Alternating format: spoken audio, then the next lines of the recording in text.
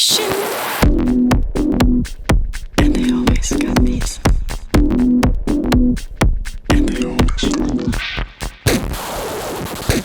having fun.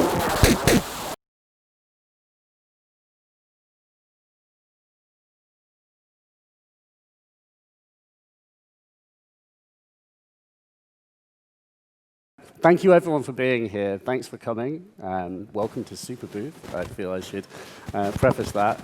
And I'm honored to present this panel and be the chairperson for a talk basically about, or a conversation discussing the interaction between the human and the machine, basically. You know, this festival, Super Booth, is all about discovering new pieces of equipment, new ways that we can make electronic music. And as we all know, as people who are interested in make electronic music, that we're constantly obsessed with technology. You know, what do I use? What do I use? And I speak personally to say that I'm constantly looking for technology because I'm looking for, in a way, a shortcut, like what's going to help me make music more easily and go, oh, damn, if I just turn that one dial, suddenly all of these things that I used to all do manually, they will happen automatically now. You know, it's that kind of amazing get-out that technology can afford us. And yet,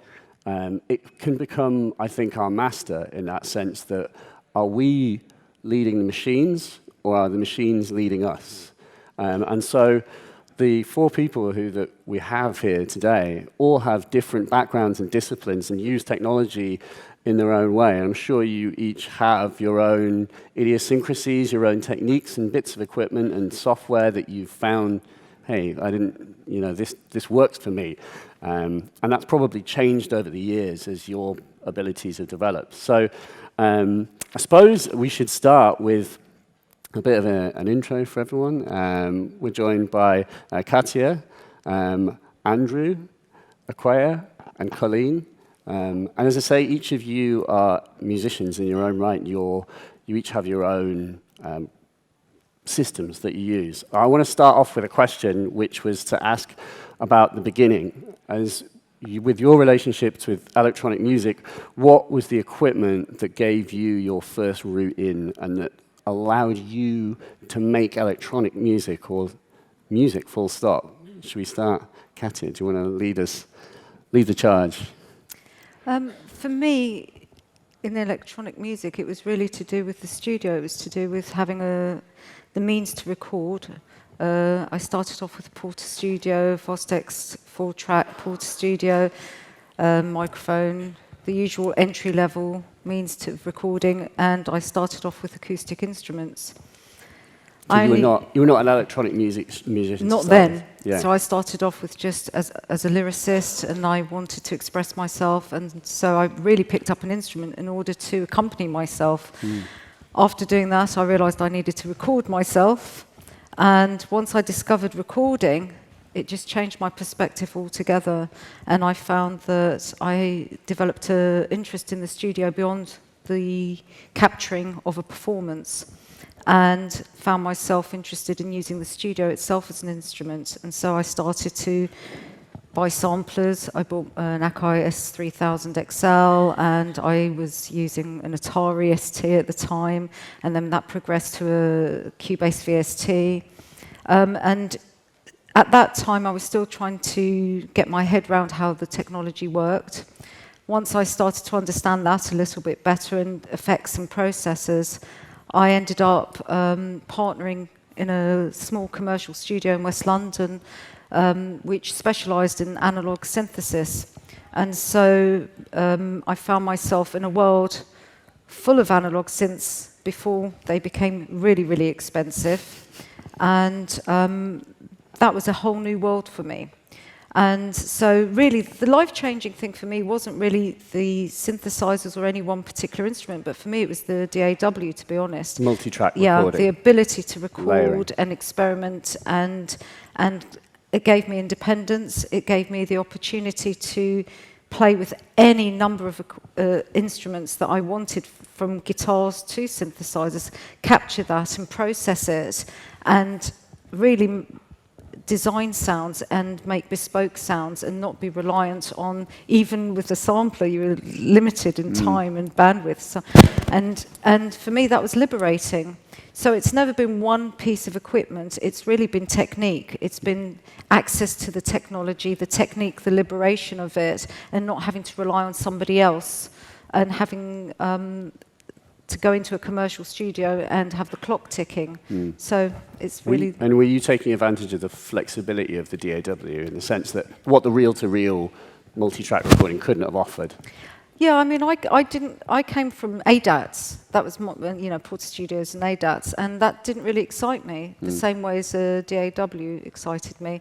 Not for making music, but really just when I had an idea, I could quickly go into record and I could think, oh no, I want to extend the arrangement possibilities, the ability to capture ideas very quickly. And I know that's somewhat different to, say, modular synthesis, which you really want to immerse yourself and there's less time pressure. But when you're writing songs and you have an idea, you need to capture it really quickly. DAW afforded me that. But sound designing, synthesis for sound design and pedals and guitars and effects and processing, all of that was just a whole new world to me, and it really excited me, and it still does. Nice. Andrew, where did you get into electronic music? How have you changed over the years? I was taking piano lessons as a kid, and so I think it was like my 8th birthday, I got a Roland keyboard.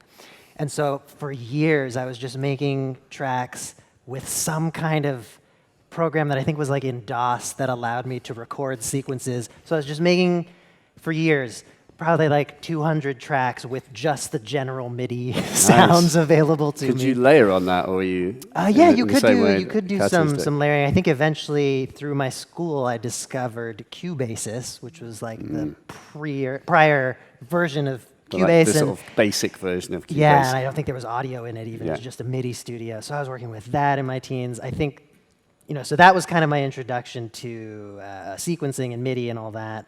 And then similarly, discovering the DAW and Ableton specifically and what that opened up in terms of possibilities was kind of the next step. And I think I've always been driven by exploration and experimentation and pushing boundaries and trying to hunt for something that I haven't heard before. And more that became working with electronic music and working with pedals and strange devices. And then I think the next milestone in that journey has been with modular synthesis. That whole thing. So yeah, there's been that thread throughout that's kind of kept on funneling me down that path. What was the sort of, with the piano thing initially, what was the spark though? What was it about being able to play back that was not, because you could just play the piano presumably. Why was that not enough to just play? And yeah, I guess, I was so young and I don't think I was even cognizant of what was drawing me in, but it was just so special to capture a performance and then in a very rudimentary way be able to tweak it and be able to start layering yourself. And I have collaborated a lot and played in bands and done a lot of kind of ensemble work as well, but it was always the most interesting to me to kind of work with myself and keep on adding layers and having them interact. Yeah. With Katia, that's the similar idea of like, you were playing against yourself using the DAW, basically. I think it's that, it's funny where you can play along to yourself. What is that? There's an amazing video of like, I think Herbie Hancock or someone's playing a MIDI piano. It might be Herbie, I might have that wrong. He plays a whole performance and then it basically, they stop and then they replay the MIDI through the piano and he improvises over the thing he just played on the same piano. It's just like, it's wonderful. You needed. Yeah, and I think didn't one have of the one things. of those at the time. Well, I did eventually. Nice. I started recording with like a 2-track tape deck, like just consumer stereo system, but it allowed you to record and overdub. So I would record these probably get up to 8 tracks where I'd go back and forth adding layers on this tape, and it would be so degraded by the end. But that was sort of where I started with multi-tracking with audio rather than just MIDI. But I think hearing being able to layer your voice with another layer of your voice was kind of like a mind-blowing moment for me, because like that's just something that's not possible without Singing this with technology, yourself. singing with yourself. Because with instruments, if you have another person to play, you know what that sounds like. But to be able to create like a 4-part harmony of yourself is ridiculous. I've always felt, personally speaking, I've typified it in the sense that layering in a multi-track DAW allows you to create something that sounds bigger than yourself. In that sense, it's just amazing how just one person can create an entire orchestra just from layers. It's the most obvious thing in the world, isn't it? It's the most basic aspect of music technology these days, but yet what it allows us to do is everything. Like the multi-track recorder is the linchpin, basically. So I feel like it's leading us to see a lot more kind of auteurs in terms of music, where I have no idea if this is actually the case, but it seems to me that bands are kind of falling by the wayside a bit in favor of people who just can produce the entire vision that they have on their own in their bedroom really quickly. There was a guy, name dropping, Colin Newman from Wire, who was talking about how he records.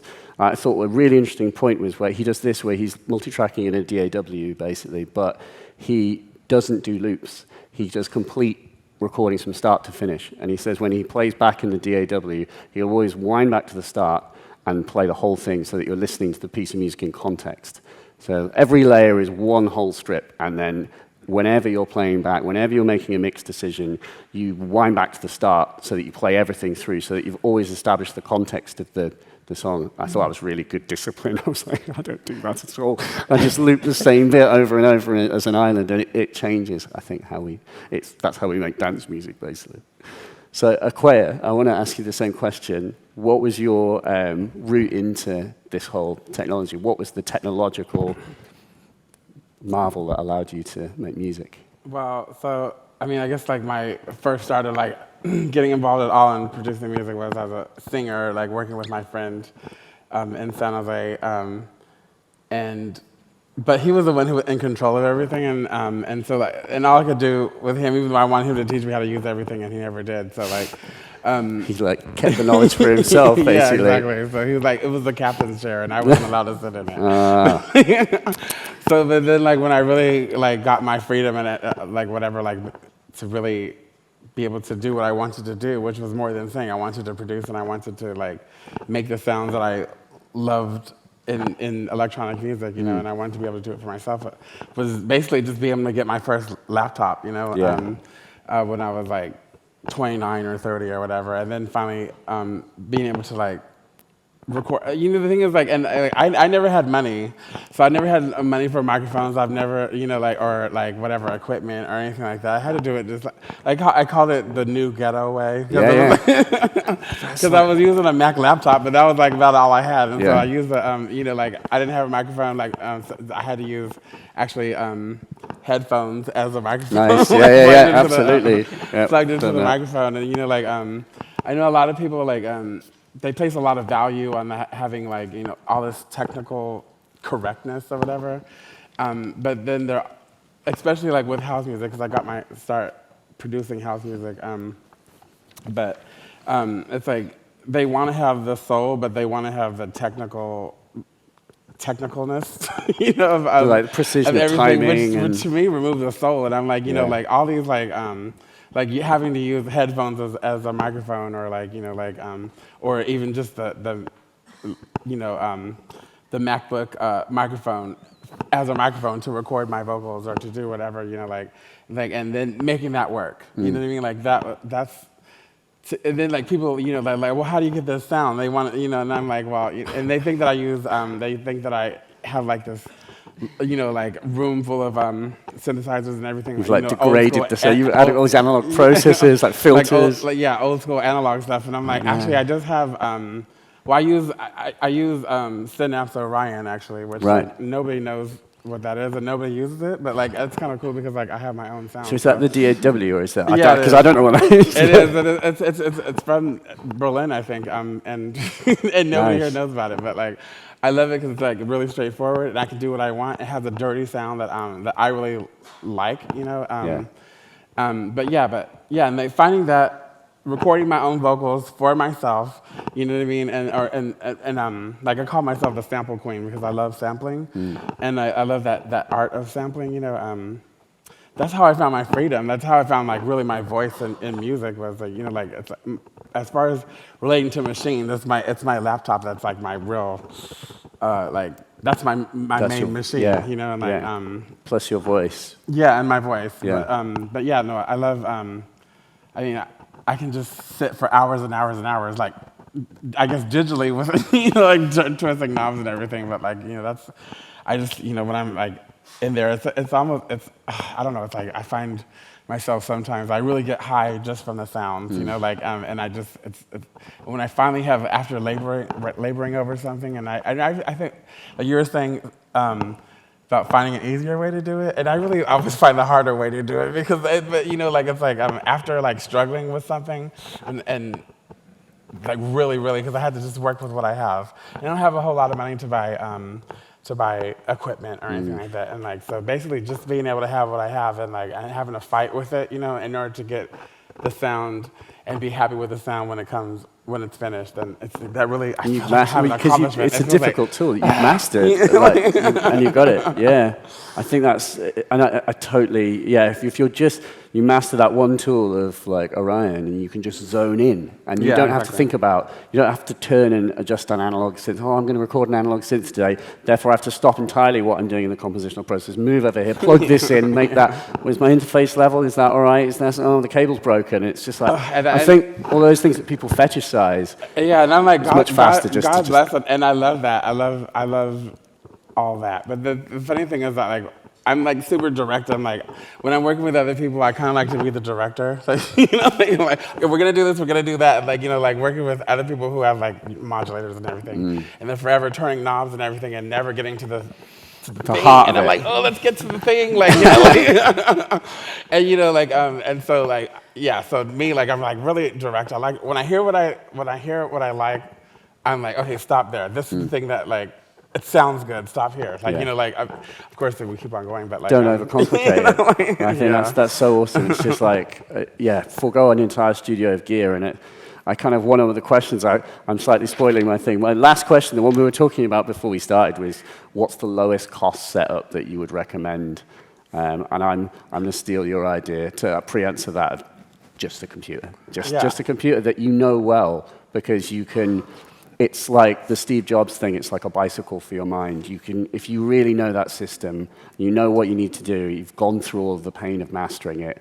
It doesn't massively often help to turn and look and use something else in the midst of that. Just throw down the samples. Get us. Use whatever you love, like, but you don't have to have lots and lots and lots of money in order to do this. Like this music didn't come from lots of money. Like techno and house music didn't come from lots of money. It came from people who didn't have anything hardly, and like the only thing they had at that time was a synth. And then when laptops came out and made it better, I mean made it easier, or not laptops but computers and whatever. Like when all these you know, technology, I feel like sometimes now people are like technophobic and they're making techno, like, but they hate technology. Like, you know, like, the thing that makes it easier is if you can make it just, I mean, like, just to get the sound out, like the sound that comes from inside of you. Like, it's like, because to me, like, it's really, even though I'm using technology to make the sounds that I like and I love that, but it's really organic. It really comes from within. And as long as I can just get that sound out, you know, like, and have it be out to the world, like, that's the most important thing in the world for me.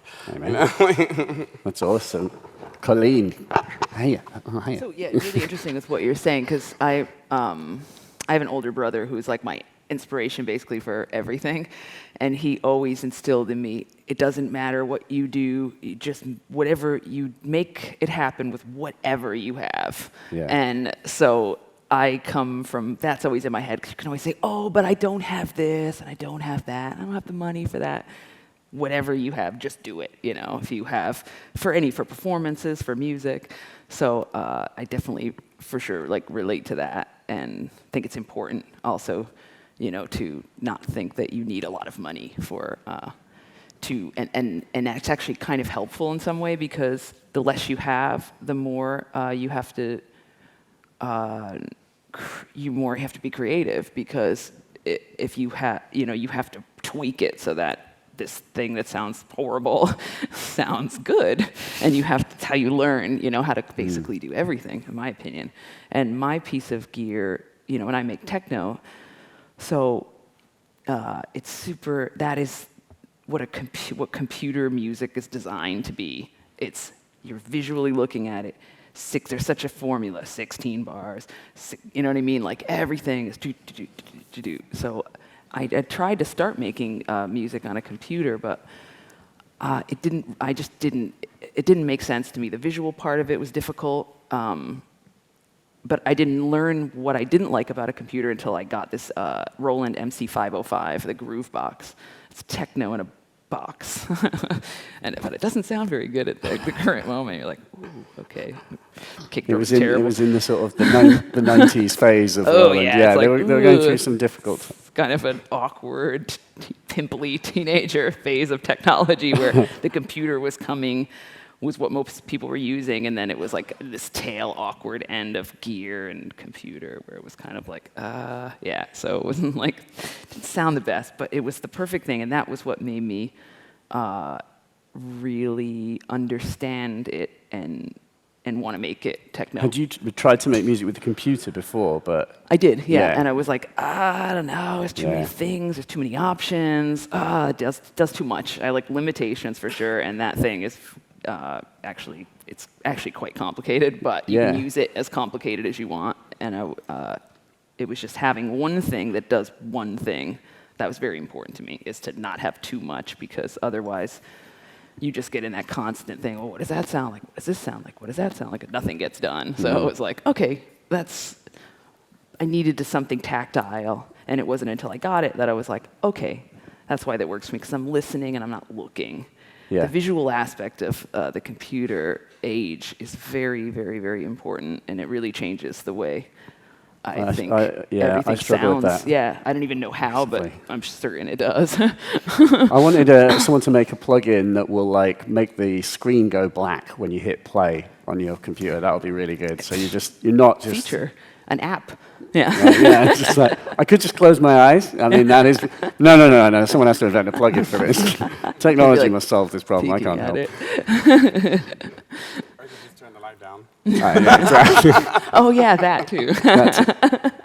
They have an app for that. Yeah, they do. I think it's good. It's this idea of focusing in on a piece of equipment, where you can, especially earlier on, when you're trying to find your voice and find a route into making electronic music, it is essential that you have just a window. So what am I trying to say?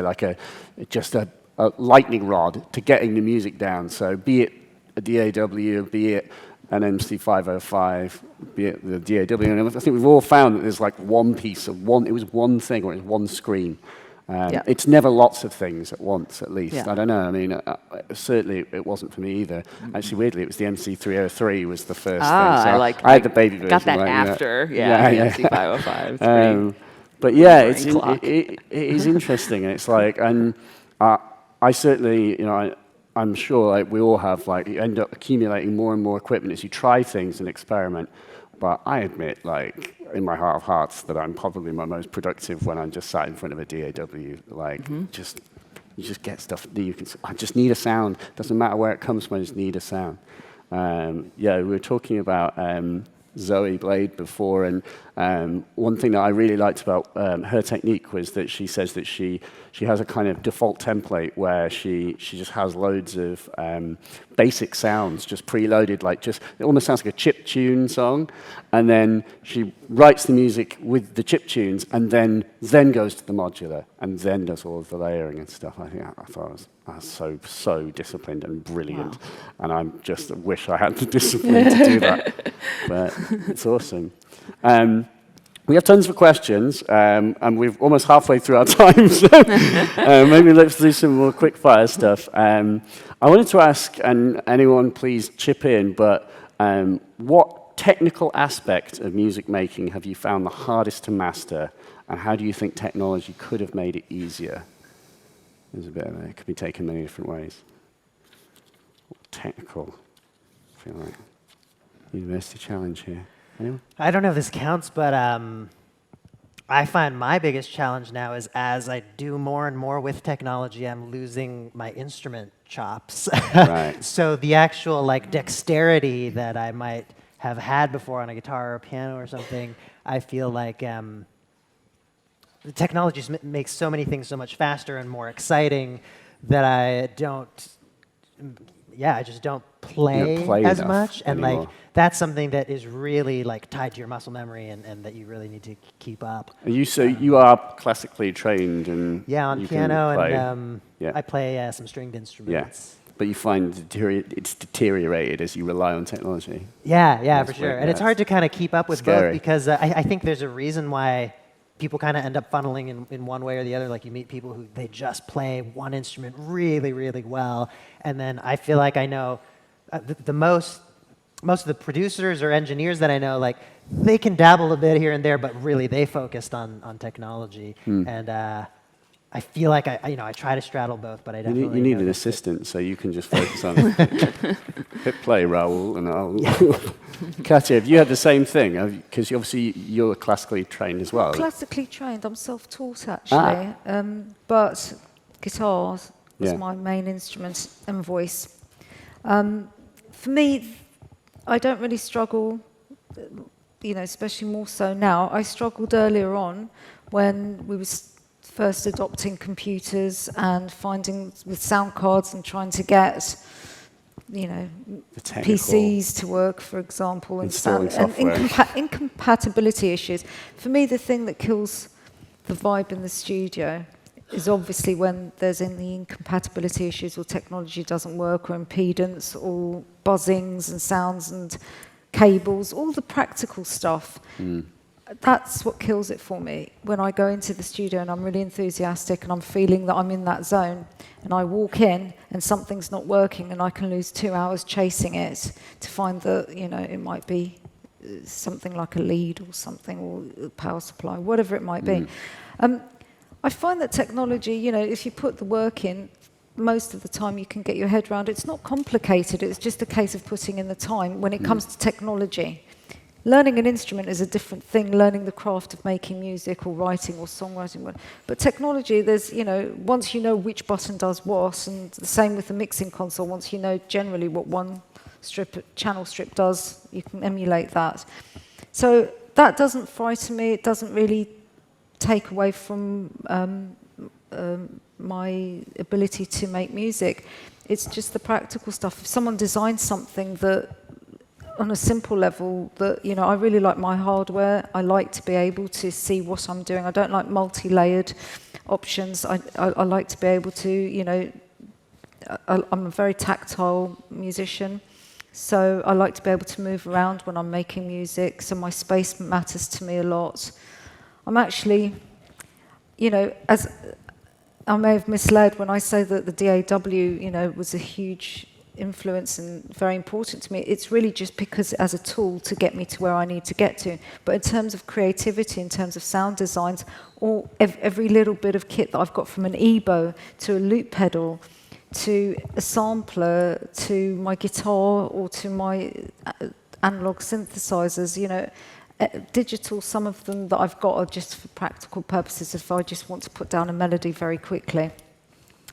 Those matter to me enormously, but there's not one go-to instrument that I'm codependent on. To me, writing a song and the ability to design my own sound, that's important to me. So the technology really is, I think I've got a good handle on my technology. I don't have, but I like all, but you need to all maintain of it. I love all of it, all of it. We were talking about, just before we started, about the idea of maintaining the studio as an instrument, and I thought it was interesting when you were talking about your physical feeling in a space as well, having almost more of an influence on the creative result than the technical, be it that the thing is not plugged in, that the space has to be conducive to the music for it to actually happen. That can affect me more than a piece of kit. Yeah. When I feel like I'm hearing a sound or I want to create a sound, we've got so many options now. I think anyone would struggle not to be able to create music with the amount of equipment we've got out there. But the space itself, that's what I'm struggling with. I think a lot of musicians I know are struggling with the actual space to do it in, especially if you are hardware dependent. You know, we're being squeezed out of spaces to live, let alone create. Yeah. And that's the big one. Yeah. You know, that's... Yeah, I mean, it's bad in London, and it's, I mean, I don't know how it is in Berlin these days in terms of, like, Colleen, you live in, but have you got a big studio? No, it's actually really difficult to find studios here. Oh, dear. And I was very unpleasantly surprised at that fact. I was like, what do you mean? I thought Berlin was the dream of having, like, an incredible bunker studio, absolutely like not those true. room and like old buildings, like, you know. No, funk house. People don't leave their studios. There's those studios out there, but no new studio spaces are coming out that are big and cheap. Yeah. No. So people, and there's always people, you know, everybody. It's really hard to find. I was really disappointed. And I'm coming from New York. Berlin, so. Yeah, exactly. Which makes technologically dependent people who are poor usually not have places to live. Yeah. I was gonna say, like, to me, like, I mean, I guess like I'm the total opposite in a way, like, because like I mean, like when I lived in California, and I lived in a very small town, and like, you know, so I had, in order to like do a gig or go anywhere, like I had to take an at least 8-hour train ride. So like for that train ride, usually I'm making music like on my laptop, and luckily there's enough room for the tray to put my laptop on. And I don't know, I guess like, I mean, I envy people who have this stuff or whatever. And I envy you.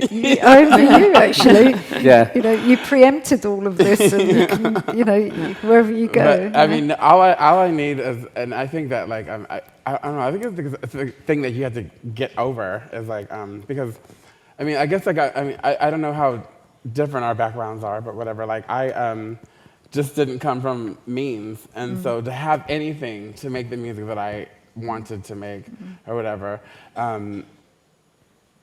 was all I needed, you know, and it's still all I need, really. Even though, like, now I have more opportunity to, like, be in a studio every once in a while, but I'm still much more comfortable with my broken down something, you know, like, and just, like, the space of my bedroom or, like, even a corner and headphones, like, you know, like, and they might not even be good headphones, but there's headphones I can at least hear because I know what sound I want to hear, and it might not be, like, you know, mastering studio quality, but the sound is there, and like I feel like if you know what you're looking for, even if you don't have at that time the means to make it sound like great or whatever, but you can still hear what you know what the sound is that you want, and if you have the ear for that sound, which is the thing that you want, regardless of what other people think, to me that's like the most important thing. But I was gonna say the one bit of technology that I wish I could, you know, press a button and make happen is to change the music, the shitty music on people's like YouTube tutorials, because like working with Photoshop, you know, like I can watch a tutorial on Photoshop or Illustrator or whatever, like.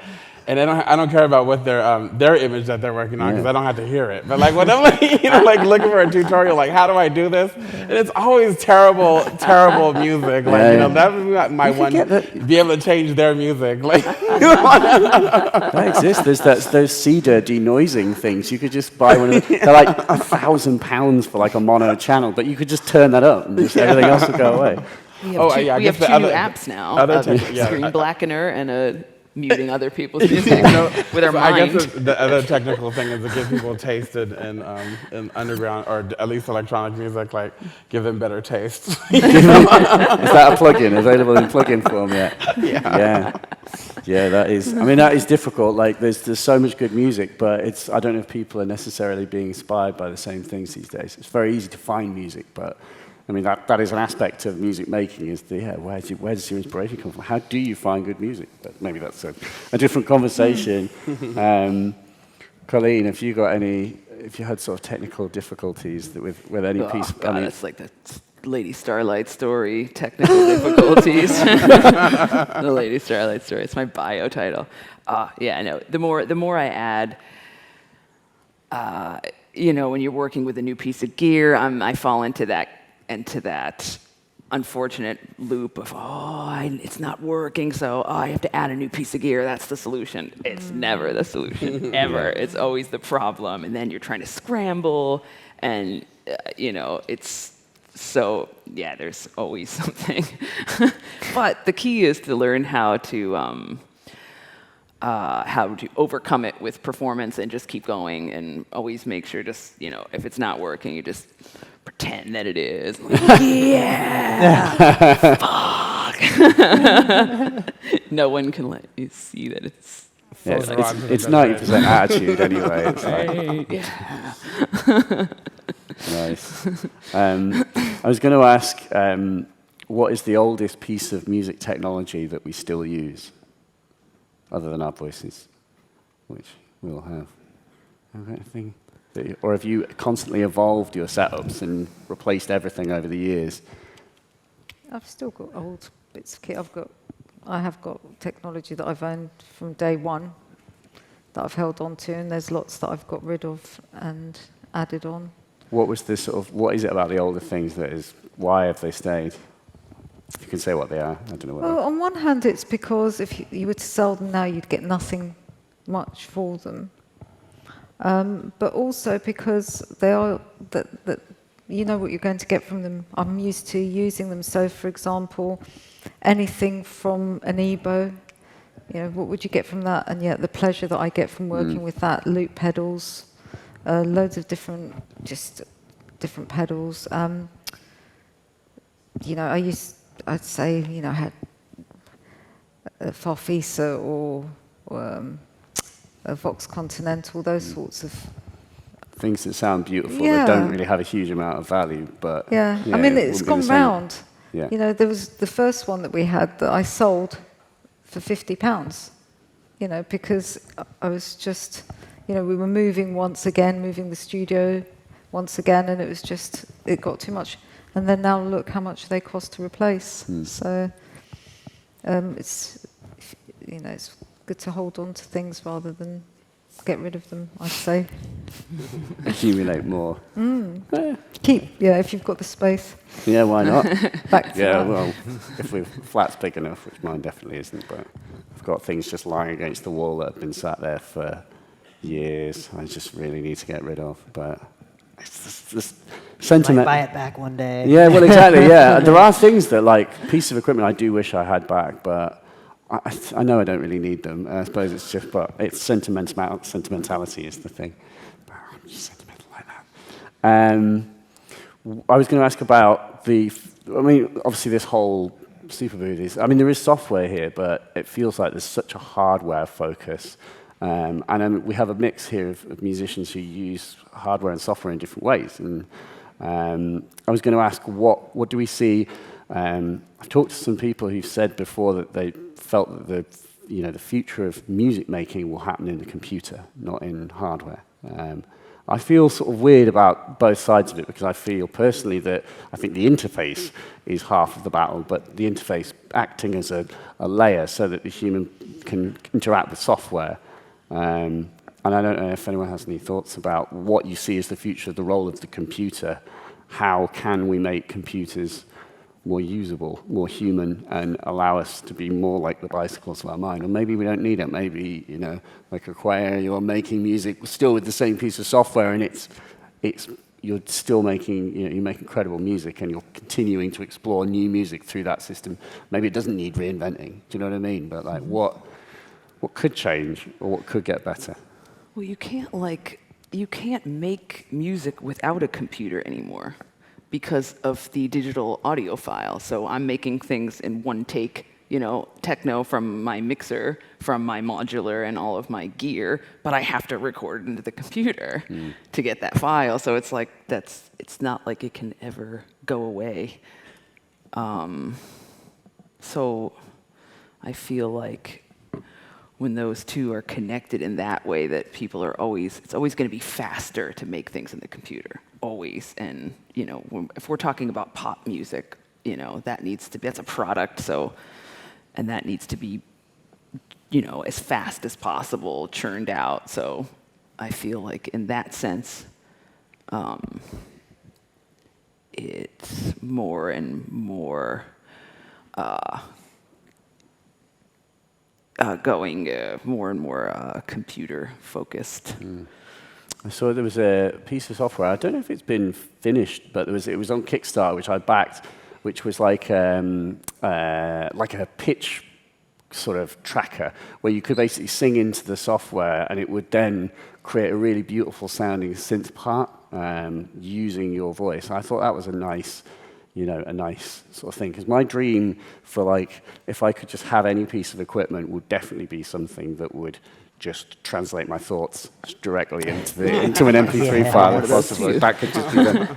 But I felt like, by mastering an instrument, the irony with all this technology that, personally speaking, I've amassed is that really you'd be better off singing or playing an instrument as the quickest, lowest, quickest brain to sound transfer that you can possibly hope for.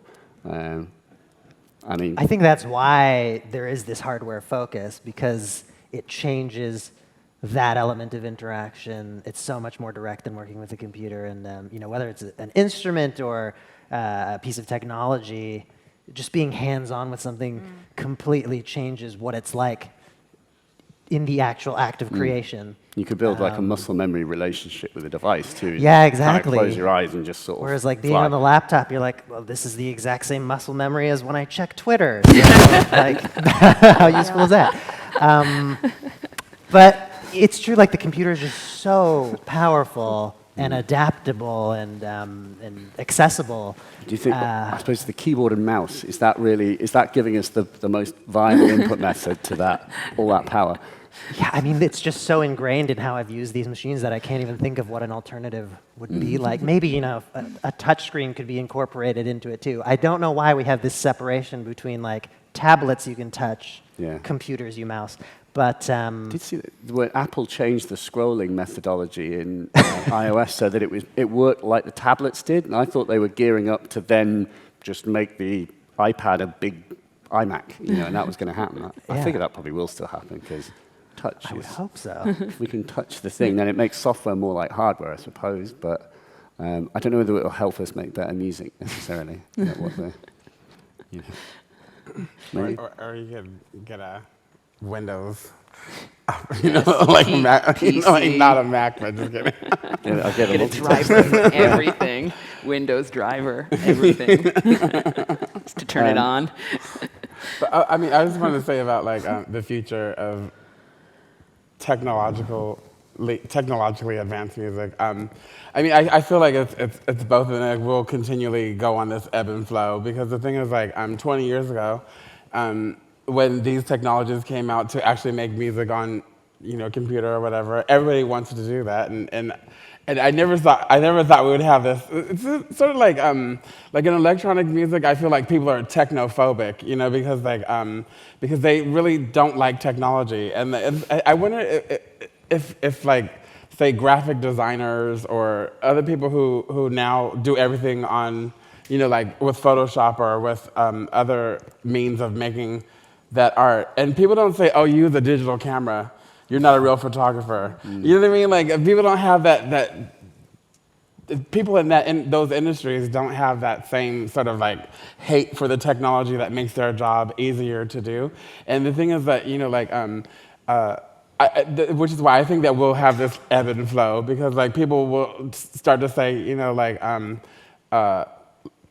currently, like, everybody hates laptop DJs, but I feel like if you had more interest in the type of music that people were playing, and less focus on what they're using to play their music, because I have my own personal thing. Like, I will not dance for a DJ that I don't like the music that they're playing, but most people will dance to anything, and but they're gonna complain about what the person who they're dancing to anything is, like, good music or bad music, but it's just a rhythm, and they're on the dance floor and that DJ is in front of them, but they have spending more time complaining about what they're using to play as opposed to what they're actually playing. And to me, like 20 years ago, it was not important what the DJ was using to play, or what the person doing the live act or whatever was using to make the music it was the music, you know, that, and I hope that the future of music is music.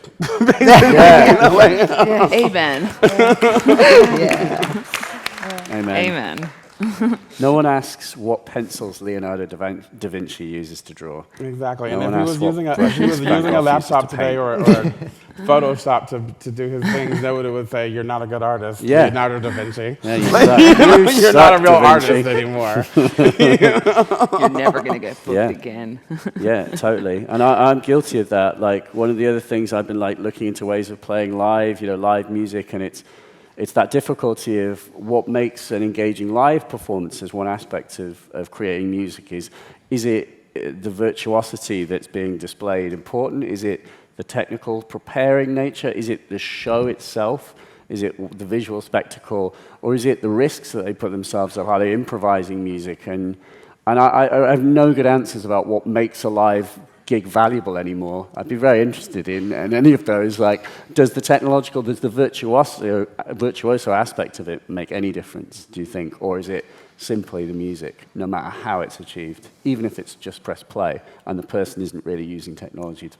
For me, the most important thing is the music. Like, I'm not going to listen to somebody who I don't like what they're making. I don't care if it's like, I don't care if they're using, you know, crayons to make music. Like, if I don't like the way that it sounds, then I'm not going to listen to it. And I think that needs to be like the most important thing. And like, and integrity. Like, really, like, I mean, I respect artists the most who I can hear the integrity in what they're doing. Like, it's because it sounds. You can hear the difference when somebody's really making music from the heart, no matter what they're using to make that music come out to your ears or to my ears. When they're making music that they love, you can hear it. You know, like real good music. You know, and that's, to me, should be for everybody the most important thing. You know, I wish that was the case. You know. Amen. And I think it's important that you hear like mistakes and like humanity, because so much things feel socializing with each other is so cold and so lonely. Things are so lonely now and so perfect, and the Instagram and this Photoshop thing, and it's like nothing is real. So that when you hear somebody like doing something, it's like a little bit wrong, and you hear, okay, it's a person making that. It's not like some machine. So that's really important to me. Yeah, I'm gonna piggyback on that, because like I have recently made a switch over from producing house music to where my main focus now is like really like hard aggressive techno, and like which I've always been into, and like but like I'm listening. So in this process, for me, it's important. Like I was taught to care about sort of like the legacy of where it all comes from, you know, like and to respect like the origins of these things. And so like I did this like whole sort of like 2-year process of like just listening to old techno and listening to old techno mixes and hardcore mixes and whatever, like, and I'm like, oh wow, there's a thing that like was present in all this music before, which was mistakes and sort of humanality. Yeah. And now it's like everything has to be so technically precise and sort of boring. Yeah. You know what I mean? Amen. I listen to these old mixes and like and the old productions, and the production value was not like to our modern standards. There was mistakes but there was like sort of soul, I guess you could say, even though it's hardcore techno or it's like, you know, rave or whatever, like Jeff Mills live at the Liquid Room. You're like, oh wow. And I was like listening to like DJ Tron or whatever, like from Chicago also, but like hardcore, like you know, like and which I love. And I'm listening to this. Actually, I wanted to mention Liza and Elias tonight about, because she's like my biggest influence. Liza and Elias from Belgium. She's dead now, but I'm listening to her music, and like, you know, like her process was not perfect, but it was so genius, and it was really, really hard. And I love that. But like listening to her music has given me the biggest inspiration, because of sort of the imperfections in it, in the sort of, you know, like it's techno, but it's soulful, even though it's not soulful as an R&B techno, but you know, like, but like it has personality in it, and I like that, and I hope that Hell yeah. that I can do that, and that, Yeah. you know, like, that comes through. Yeah. Like, I And like it's- that. Yeah. It's a reminder that it's not a machine making your music. The imperfections are a reminder that there's a human brain behind all of that, making Exactly. mistakes and doing things. It's not just printed. Yeah. It's Absolutely. human. You know, the machines don't make music. People make music. Amen. Guns don't kill people. But sorry. That's a good soundbite. But yeah. I guess my sort of final question is the desert island question, which is what piece of technology will you take on your desert island? I would like it to also be an option that the piece of equipment you take on your desert island can not exist as well. That it could be an imaginary piece of equipment, as it is an imaginary island that we're going to. What do you take? I suppose, therefore, what is the most valuable? It doesn't have to be a piece of equipment, it could be a process, but it's what works for you so well that you would have to take it with you forever. Wait, the equipment can't exist? It can exist, It can't or exist, it couldn't okay. exist if it doesn't exist. What you need does not yet exist. No. What is it? Is it the brain to techno interface that's been proposed? Yeah, the brain to techno interface. That'd be good. Yeah. Actually, okay. you know what I really would like is a third arm. Oh, what? A third arm. A tweaking arm. Yeah, brilliant. Exactly. This is what I'd need. Maybe Cuts off resonance maybe a and- fourth arm, Yeah. so that I could do everything. Damn, it's straight. And hit everything That's a at great once. answer. That's what I want. It's not a piece of equipment. It could be a mechanical Yeah, fourth, appendage. third arm. I mean, You got it. I guess you had to have something that turns palm trees and coconuts into modulators, I guess. Yeah. Like, you know, if you're on a desert island, Amen. you know. I think that the guys at like Bastel have like a thing that does that. Don't they have some stuff that like you can clip things to plants and it like makes voltages? Brilliant. Stone. Andrew, what do you take? I don't know about a non-existent thing. That's just like way too wild and open for me. But I think for existing gear, if it came down to it, it would be one of two things. It would either be a grand piano, which I just feel like is timeless and I could explore it forever, or just the biggest modular system that could fit on an Into island humanity. and power from somewhere. The sun. Nice. Yeah. Yeah, just something where you could really just explore Everything forever, or nothing, right? or everything Yeah. on one thing. Everything on one thing. Go. Katia. Well, pretty much similar to Andrew, that I guess if, I'm taking it literally that we're on an island here, I would probably go for something that I think would last a lifetime if possible. So I wouldn't be looking for something electronic or that needs repairing, so I would look for an acoustic instrument of some sort, of guitar or piano, probably even a guitar. If it were a piano, then I'd start to think about all sorts, even though prepared piano. And if being wild and out there and something that hasn't, well, it sounds like they are starting to do it, but virtual studio if you had to. Yeah. We're working towards that sort of world, but one you can own, not in the cloud. It's on your island, so you can own it. So maybe a virtual studio. Virtual studio. Something that's going to keep me very preoccupied. Something you because I'm can on my layer own. yourself. I'm on an island on There's my not a own. lot else to do, A you might as modular well. synth could do that. Big old. Yes, No. but Yeah. I think something they're working towards making everything as virtual as possible. So it's not my So you can have- preference. It's not my preference, but if we're going to go there, I may as well have one. It works, damn it. We can make music with it. Good. Great. I think that's all we've got time for. I think we've solved this whole problem. So we're all going to start making amazing music now, and just our brain to techno interface are working. Does anyone else have anything else? Or are we any more? I realize I answered the wrong question, that I did it wrong. Which question?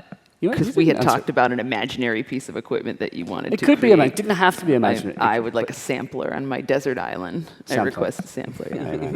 Like an NPC. You could do anything with that. Well, thank you. I don't know if we've got time for questions. I don't, if that wasn't posed. Tim, are we doing questions?